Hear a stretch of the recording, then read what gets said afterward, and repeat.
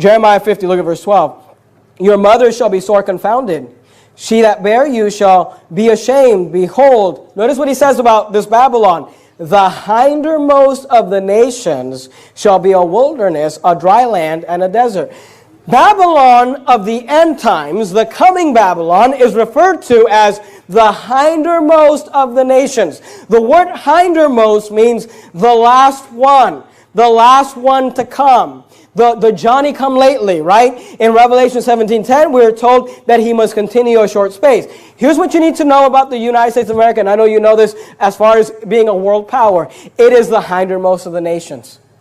It continues for a short space.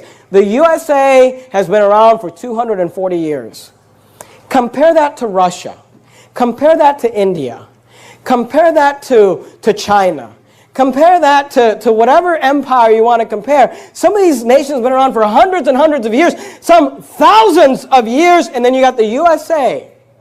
Now look, when we're talking about the hindermost of the nations, we're not talking about like, you got these countries in the East where it's like, well, this country's only been around for, 40 years or 50 years or whatever, because the Soviet Union breaks up and turns into these new countries. But here's the point. Those people have been there for years, for hundreds of years. They might have regrouped and called themselves something different, but Russia and that whole area has been inhabited. The United States of America was a land that was inhabited by a few people, the Native Americans, and people migrated here. And it became it's the Johnny come lately. It showed up late to the party. It's the hindermost of the nations. That's why it continues a short space. It doesn't last.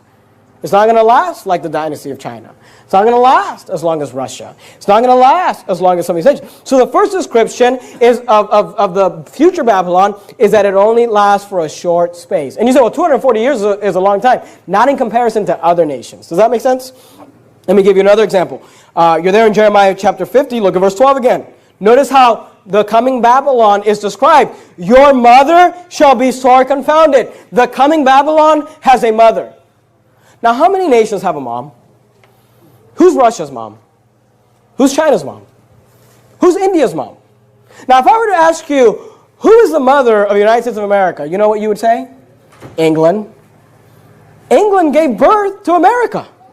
England established 13 colonies in the United States of America and sent its people to this continent. And then this country was formed as a result of the birth of England. I'll submit to you that you can probably find no country in the world that you would say, oh, here's its mother, except for the USA. This nation, Babylon, is described as being the hindermost. It's described as continuing for a short space. And we're told it has a mother. What nation has a mother? Well, I'll tell you this, the USA has a mother. What nation is the hindermost, came late to the party, won't last as long as the others? Well, I'll tell you the United States sure fits that bill. Go back to Revelation 17. Look at verse 18. Let me give you another one. Revelation 17. Look at verse 18. Revelation 17. Look at verse 18. We're told that the coming Babylon reigns over the kings of the earth. Revelation 17:18. The woman which thou sawest is the great city. Notice, which reigneth over the kings of the earth. Remember, she sits upon the waters who represent the nations of the earth. Here we're told she reigns over the kings of the earth. Now, some people say, oh, no, Babylon is Israel, or Babylon is Islam, or Babylon is, they come up with other things. Here's a question I have for you. What nation rules over the kings of the earth? Well, let me ask you this. Where's the UN? It's in the U.S. When the UN imposes sanctions on other countries, who enforces that? The United States. When there's a coalition and we go into war and it's supposed to be a coalition of nations, look at the numbers.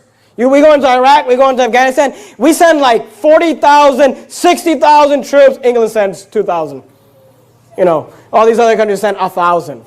I mean, here's what you understand. If there's a country that's reigning over the other countries and telling who's the police of the world, I'm not saying it's good. I'm not for it. I think the U.S. should mind its own business and a lot of these things. But today, who is the police of the world? Who is the one that is often intervening and causing things to happen and putting sanctions and putting up, and destroying kings or whatever? Who does that? It's the U.S. It's not Israel. It's not Islam. We're told here in Revelation 17:18, the woman which thou sawest is that great city, which reigneth over the kings of the earth. So we're told that this coming Babylon reigns over the kings of the earth. Go to Revelation 18. Look at verse 1. Let me give you another description. The coming Babylon makes the merchants of the earth rich. The coming Babylon makes the merchants of the earth rich. This is probably the description that we're given the most about. Let's look at it together. Revelation 18, look at verse 1. And after these things I saw another angel come down from heaven, having great power, and the earth was lightened with his glory. And he cried mightily with a strong voice, saying, Babylon the great is fallen, and has become the habitation of devils, and the hold of every foul spirit, and the cage of every unclean and hateful bird. For all nations have drunk of the wine of the wrath of fornication, and the kings of the earth have committed fornication with her. Notice this phrase, and the merchants of the earth are waxen rich through the abundance of her delicacies. We're told that the merchants of the earth became rich through this coming Babylon. Skip down to verse number 11. Revelation 18, verse 11. Notice what it says, and the merchants of the earth shall weep and mourn over her, for no man buyeth their merchandise anymore. When Babylon, the future Babylon, is destroyed, the Bible says the merchants of the earth, they're weeping, they're crying. Why? Because no man buyeth their merchandise anymore. Look at verse 12. And the merchandise of gold and silver and precious stones and of pearls and fine linen and purple and silk and scarlet and all fine wood and all manner of vessels of ivory and all manner of vessels of most precious wood and of brass and of iron and marble and cinnamon and odors and ointments and frankincense and wine and oil and fine flour and wheat and beasts and sheep and horses and chariots. All of that is sold in the United States. Look at this. And slaves and the souls of men. You say, well, we don't have slaves in America anymore. You know that there's a huge sex slave, epidemic going on in the United States of America, where young women are literally being kidnapped and sold as slaves? I think this is definitely describing the USA. Look at verse 14. And the fruits that thy soul lusted after are departed from thee, and all things which are dainty and good and departed from thee, and thou shalt find them no more at all. Notice verse 15. The merchants of these things which were made rich by her. By who? That coming Babylon shall stand afar off for the fear of her torment, weeping and waiting. Let me show you another one. Look at verse 19, same chapter, Revelation 18, verse 19. And they cast dust on their heads and cried, weeping and wailing, saying, Alas, alas, the great city. They're mourning when she was destroyed. Notice why they're mourning. Wherein were made rich all that had ships in the sea by reason of her costliness, and for 1 hour she is made desolate. We're told that the coming Babylon makes the merchants of the world rich, buys the merchandise of the world. Go to Walmart this afternoon. Go to Target this afternoon. Just randomly start grabbing things and looking at the tags. You know what you're going to see? Made in China, made in Taiwan, made in anywhere except the U.S. We are the consumer of the world. And listen to me, if Israel gets destroyed tomorrow, or some Mecca in Islam or whatever, the merchants of the world aren't going to be saying, who's going to buy our merchandise? But if America was destroyed, the merchants of the world would be saying, who's going to buy our merchandise? We drive cars from Japan. We drive cars from Germany. We wear clothes from Italy. We are the nation that consumes. We are a consumer nation. Produce very little, consume a lot. We make the merchants of the world rich. Let me give you another description. Go back to Revelation 18. Look at verse number... we'll look at verse 4 just to get the context. The coming Babylon sits in security and prosperity. Notice Revelation 18:4. And I heard another voice from heaven saying, Come out of her, my people, that ye be not partaker of her sins, and that ye receive not of her plagues. For her sins have reached unto heaven, and God hath remembered her iniquities. Reward her even as she rewarded you, and double unto her, double according to her works. And in the cup which she hath filled, fill to her double. How much? Notice verse 7. How much she hath glorified herself. That's pride. If there's one thing that characterizes America, it's pride. And lived deliciously, so much torment and sorrow give her, for she saith in her heart, I sit a queen. You know what that means? Prosperity. And am no widow, and shall see no sorrow. You know what that means? Security. This Babylon, this whore, sits with security and prosperity. Who's afraid today that when you go out of the building, there's going to be a car bomb? Or there's going to, look, and we have terrorist attacks or whatever in the U.S. We had September 11th. We understand that. Look, there are countries in this world where security, every time you step out of your house, you could die. America's not like that. We live in security. We live in prosperity. We can say, I sit as a queen and am no widow, and shall see no sorrow. Go to Revelation 18, look at verse 22. Let me give you another one. Revelation 18, verse 22. The coming Babylon provides the world's music. The coming Babylon provides the world's music. Look at Revelation 18:22. And the voice of the harpers, this is after she's destroyed, and the voice of the harpers and musicians and of pipers and trumpeters shall be heard no more. So once she's destroyed, they're not just saying, where'd our merchandise go? They're saying, where'd our music go? We're not going to hear the musicians anymore. Look, when was the last time you got on a bus and they were playing music from India? Or music from Russia? Or music from wherever? I remember when I was 15 years old, we went to visit Venezuela, which is where I was born. I remember being 15 years old, getting on a bus in Venezuela, and you know what I heard on the bus? You know, this was back when these people were popular. I heard Eminem. Literally, Eminem rap being played on the bus, and all these people that did not speak English rapping along with them. You know what I heard? I heard the Backstreet Boys when I went into, back when I was 15, when I went into the store. I heard, because the world plays the music from America. Go anywhere in the world and you will hear America's music and people who don't speak English singing along to it. When's the last time we were singing, the pop music of India, or the pop music of Russia, or the pop music of whatever? It's the world. It is the U.S. that influences the world. We consume her, and then we send out our music. They said the coming Babylon sits in security and prosperity. It says the coming Babylon provides the world's music. Let me give you another one. Go to Revelation 18. Look at verse 23. Not only does the coming Babylon make the merchants of the world rich, but the coming Babylon has merchants that are the great men of the earth. Notice Revelation 18:23. And the light of the candle shall shine no more at all in thee, and the voice of the bridegroom and the bride shall be heard no more at all in thee, and thy merchants. So we saw how Babylon makes the merchants of the world rich, but here we're talking about the merchants of Babylon. Thy merchants were the great men of the earth. So the merchants, the few merchants that Babylon has are the great men of the earth. Let's see, does America fit that bill? You ever heard of a guy named John D. Rockefeller? You ever heard of a guy named Andrew Carnegie? You ever heard of a guy named J.P. Morgan? You ever heard of a guy named Cornelius Vanderbilt? How about Bill Gates? How about Warren Buffett? Do you think that the merchants of the U.S. are the great men of the earth today? Because I think they are. And not only does America make the merchants of the earth great, but her merchants are the great men of the earth. Her merchants are the ones that rule the world with their finances. Go to Jeremiah chapter 50. Let me give you some more. Some of you are like, I don't know about this. Let me just give you more. I mean, can you argue this?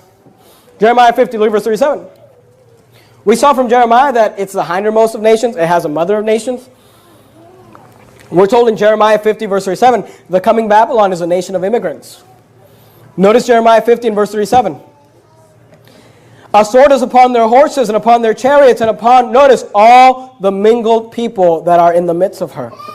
And they shall become as women. A sword is upon her treasures, and they shall be robbed. It tells us that they are the mingled people. You know what America's called? The melting pot of the world. The entire world comes to the United States. You know what you'll find if you go to Russia? A bunch of Russians. A few immigrants, but a bunch of Russians. You know what you'll find if you go to India? A bunch of Indians. A few immigrants, but mostly Indians. You know what you'll find if you go to China? A bunch of Chinese people. A few immigrants, but mostly Chinese people. You know what you'll find when you come to America? Everyone. Everything. They are the mingled people of the earth. They are a nation of immigrants, a melting pot of people. Go down to Jeremiah 51. Look at verse 9. Jeremiah 51, verse 9. We would have healed Babylon, but she is not healed. Forsake her, and notice what they said. Let us go everyone into his own country. It's a nation of immigrants. Listen, people say, I'm an American. I was, and if you're born in the United States of America, praise the Lord for that. Good, I'm glad you were. But here's the thing.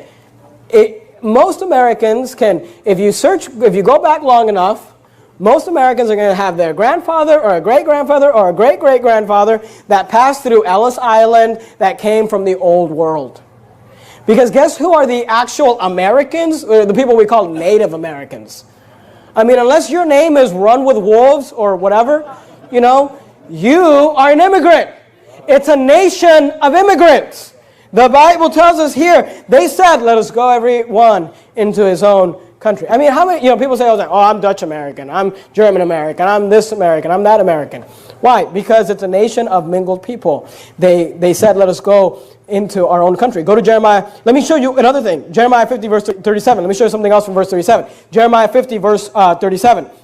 Notice what it says. A sword is upon their horses and upon their chariots and upon all the mingled people that are in the midst of her. And they shall be, notice, become as women. You see that? They shall become as women. Go to Jeremiah chapter 51. Look at verse 30. Jeremiah 51, verse 30. Notice what it says. The mighty men of Babylon have forborne to fight. They have remained in their hold. Their might have failed. Notice what it says about the men of Babylon. They became as women. I mean, look, in America, we are having a wussification of men today. You got a bunch of guys running around in their little tight jeans and their little tight shirt, and they walk like this, and they don't look you in the eye when you shake your hand. And they shake your hands like this. Listen, guys, act like a man. If you're going to shake somebody's hand, give them a firm handshake. Look them in the eye. Put a belt on. Act like a man. Today, we have a problem in America where we have this metrosexual, guys are getting their eyebrows done and their hair's done, and they're getting manicures and pedicures. And the Bible tells us that the Babylon that's to come, their men are become like women. And we see it today. Let me give you another one. Go to Jeremiah 51. Look at verse 7. It's not all bad. The Bible tells us that the coming Babylon was used of God. Notice Jeremiah 51:7. Babylon hath been a golden cup in the Lord's hand. Now notice it says hath been. Past tense. But it was used mightily of God. Not today, but you know that there was a time when the United States of America was sending missionaries out to preach the gospel throughout the entire world. I mean, America was the nation being used of God to start churches, to send missionaries, to propagate the gospel. And here we're told, hey, it's not all bad. Babylon has been a golden cup in the Lord's hand. There was a time when God was able to use Babylon. Go to Jeremiah 51, look at verse 53. Let me give you another one. Jeremiah 51, verse 53. The coming Babylon has a superior defense in the air. Now tell me how this applies to Nebuchadnezzar's Babylon back in the time of Jeremiah. Look at Jeremiah 51, verse 53. This is what God said when he's talking about destroying Babylon. Though Babylon should mount up to heaven. Now that phrase, mount up, that's used by, in military terms, it's used by the cavalry. When they would say, mount up, let's get going. They would get on their horses to go fight. And here's what God said. He says, I don't care if Babylon should mount up to heaven. Now how did Nebuchadnezzar's Babylon mount up to heaven? How did they get horses that could fly up in the air to defend it? But you know what? The United States of America does. They're called fighter jets. And we have men that have mounted up to heaven to protect us. And though she, notice, should fortify the heights of her strength, yet from me shall spoilers come unto her, saith the Lord. He says, what if they fortify themselves in the heaven? You know the United States of America has something we call the missile defense system?